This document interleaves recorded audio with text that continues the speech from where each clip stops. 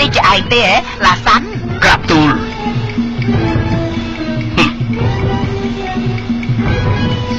ឃើញទេអ្នកណាថាខ្មោចពូកែបោកតែពេលនេះយ៉ាក់ពូកែបោកជាខ្មោចទៅទៀតប្រនាងពេលនេះជឿខ្មោចឬមួយក៏ជឿយ៉ាក់ជឿមិនបានទាំងអស់ណានាងតូចនេះជានរណាគេអាឡាសិនក្រាបទូលគេជាកូននាងម៉ានីស្រីមនុស្សដែលព្រះអង្គចាប់ទៅនោះក្រាបទូលណែល្អណាស់ម្ចាស់បងយកម៉ែរបស់គេទៅចំណែកកូនយើងនឹងស៊ីវាទាំងមូលពួកអ្នកមែនទេដែលចាប់អ្នកម៉ែរបស់ខ្ញុំទៅបើមែនចង់យ៉ាងម៉េចមួយតូចមួយសមធ្វើជាក្រំបើណាឲ្យម៉ែខ្ញុំវិញមកម៉ែឲ្យតាមសម្រួលមក